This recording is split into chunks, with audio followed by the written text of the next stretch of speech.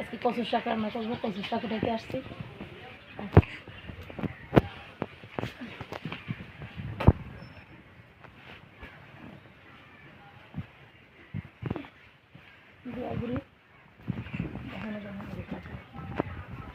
এই যে আমার বাসার পাশে নিজের হাতে লাগানো কচু, ওগুলা রান্না করে দেখাবো আপনাদেরকে।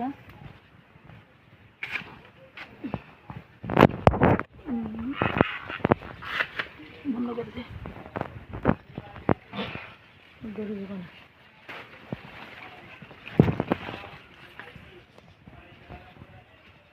কচুর শাক রান্না করবো। কচুর শাক উঠাইতে আসছি।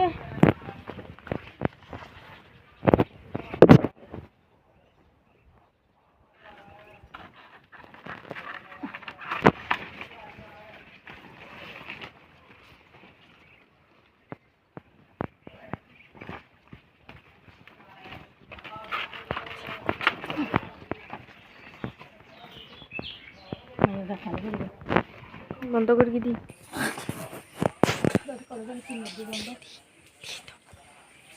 এই যে আমার কচুর শাক উঠানো শেষ। এগুলো এখানে পেঁপে গ্যাসের সাথে রাখলাম। নেবো কয়টা টক পাতা। এই যে আমার কচুর শাক উঠানো হয়েছে। এখন নিয়ে যাব ধুয়ে কুটার জন্য, তারপরে রান্নায় চলে যাব। এই যে কচুর শাক কুটে ফেলছি, এখন সিদ্ধ করতে বসাই দিব। আমি বেসন ভালো করে ধুয়ে নিয়েছি, পরিষ্কার করে মাজিয়ে নিয়েছি, পানি ফুরাইতে দিয়েছি। অনেকগুলো হয়েছে তো কাটার পরে দেখেন কতগুলো হয়েছে। সবগুলো রান্না করবো না, কিছু সিদ্ধ করে ফ্রিজে রেখে দেবো, পরে আবার রান্না করে খেতে পারবো। এই যে অনেকগুলো হয়েছে, অনেক বড় বড় হয়েছে তো, কিন্তু কচি, তেমন বয়সে নেই। বল করছিল, গরুর গোবর ছাগলের লাদি দিছিলাম এগুলোর গোড়ার মধ্যে, জন্য বলে বড় হয়ে গেছে তাড়াতাড়ি, নাহলে কচি আছে। অনেকগুলো হয়েছে, এগুলো ভালো করে ধুয়ে সিদ্ধ করতে দেবো। এখন সবগুলো সিদ্ধ হয়ে গেলে কিছু রাখে দিব ফ্রিজে, আরেকদিন রান্না করে খেতে পারবো।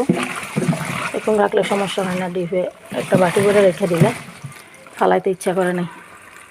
মানে বাড়ির চারপাশে আছে কচু গাছ। এগুলো হলো আপনার ওই যেটা বলে কাঠকচু, কাঠকচু, এটা কাঠকচুটা এমনি বাড়ির চারপাশে এমনি যে উঠে, রাস্তার পাশে অনেক ধরনের কচু গাছ উঠে না, ওই যে এই যে বাড়ির পাশে চারপাশেই আছে কচু গাছ।